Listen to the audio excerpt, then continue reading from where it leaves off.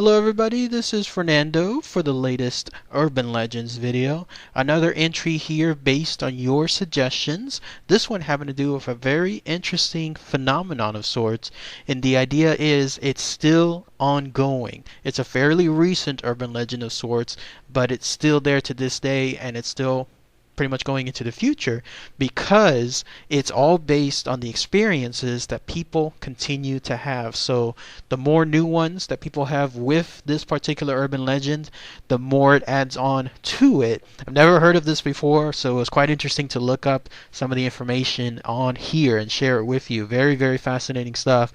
And what I'm talking about is the urban legend known as the Mandela Effect. Now that is not, I guess you could call it like its official name, but it's becoming more of its official name.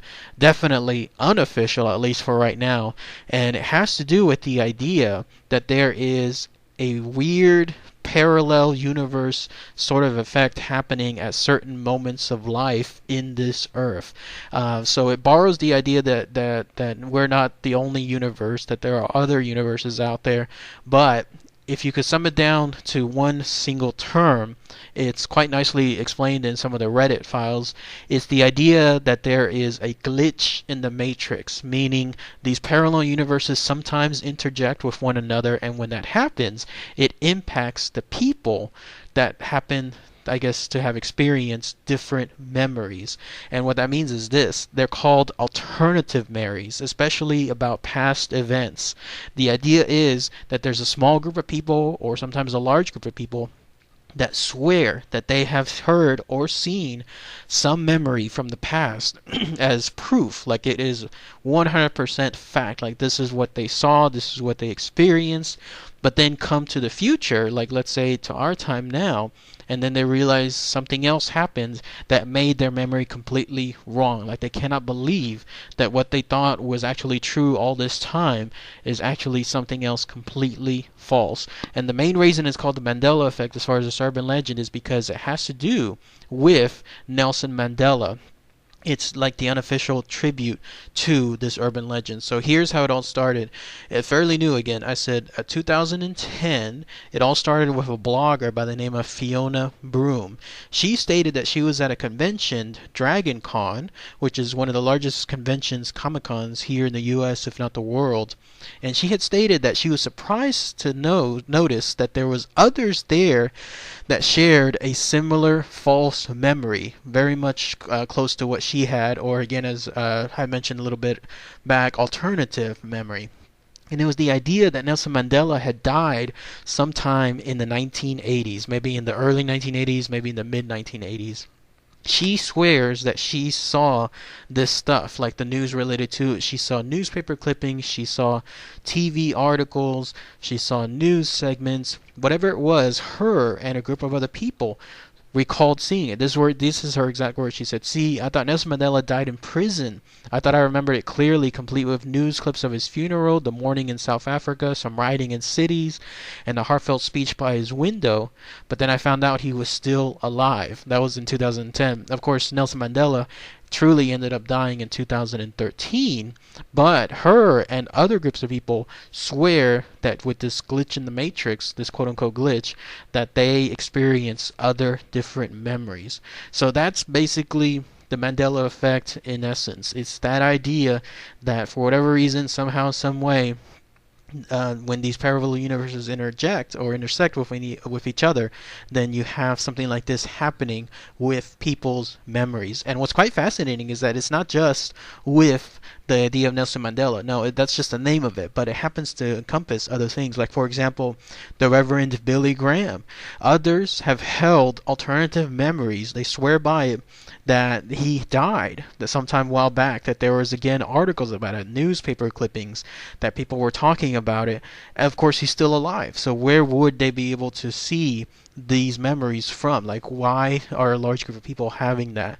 And then I was looking at an article, the MandelaEffect.com, which is the official website, you could say, of this urban legend, and it has to do with a whole list of these alternate memories.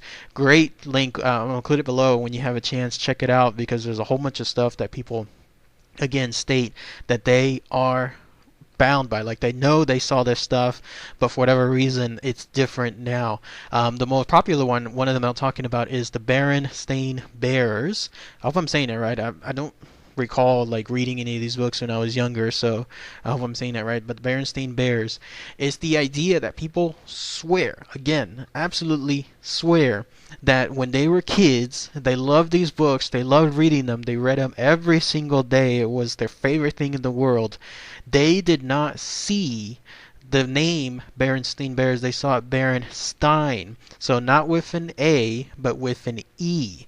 So that's the idea in their case. Like that's one of the more popular Mandela Effect urban legends, that they see this stuff, like they saw it as E. Like here's some comments that people have said. A person by the name of JM said, "I too clearly remember it as Berenstein, even though I never read the books. Why would anyone change that?" Someone else named Jennifer said, "I have overlooked the material here about people remembering the popular children's books as being Berenstain Bears, not Berenstain. I just saw it today and it blew my mind. I was a meticulous spelling nerd as a child and I have zero doubt that the books the kids were reading were about the Berenstain Bears," again with an E. "I tried to research the Library of Congress and trademark info today to see if maybe there have been at some point a changeover due to multiple parties using variations of the name. Nope. The official records state that the series was always Berenstain, with an A again, after the very real last names of the authors." And there's more. I mean, there's more comments. People claiming that they saw this. It goes on and on and on. There's even a shirt having to do with it, with a hashtag related to this phenomenon. So that's just the tip of the iceberg. Again, check out the link below when you have a chance. You'll see some of the other hugely fascinating Mandela Effect alternate memories or alternative memories there. One of the other ones that stood out is Jif peanut butter. People also, they cannot get it out of their head that it was not called Jif, that they remember seeing when they were younger Jiffy, rather, like they saw Jiffy peanut butter rather than Jif peanut butter. So isn't that fascinating? And then there's another one that stood out, is the idea of ghost hunters, one of the more earlier ghost hunting shows, and it has to do with their memories being that it was not called ghost hunters, that they saw instead the name as Taps, which is the name of the actual ghost hunting team, like Taps, but they saw it as the logo, they saw it as a TV show title, they saw it as the credits roll, like it said Taps, not Ghost Hunters. So again, very, very fascinating stuff. There's even stuff related to a portrait of Henry VIII being in some kind of historical like books, like but there's nothing as far as any record of it. Crazy stuff. So when you have a chance, check out the link. Now, how much of this is true? I don't know with regards to the Mandela Effect. It's obviously quite fun to think that there's alternate universes intersecting with one another, and when that happens, that's when stuff like this comes about. There's also obviously the real notion that sometimes people mistake what they saw way back when. I mean, when you're talking about memories that are 20 years old or so, unless you have that photographic eidetic memory, you're not really able to recall 100% what you saw, and so you start piecing things together and you start filling in the gaps on your own. And when that happens, that's when sometimes what you're doing, what you're rethinking or remembering, could be a little false. Not 100% false, but at the same time, it's not 100% true. So, as one of the articles I was reading stated quite nicely, it said, sometimes people are wrong, but it's so much more fascinating to think, maybe I'm not wrong, maybe it's an alternate universe that I happen to accidentally step into, and when that happens, that's when I was realizing these false memories. So, crazy stuff. So, if anyone has any more information about the Mandela Effect, please post those comments below. It'd be great to hear too if anyone has any of these false memories, these alternate memories. If anyone again swears by it, post those comments too. Let us know what those memories are.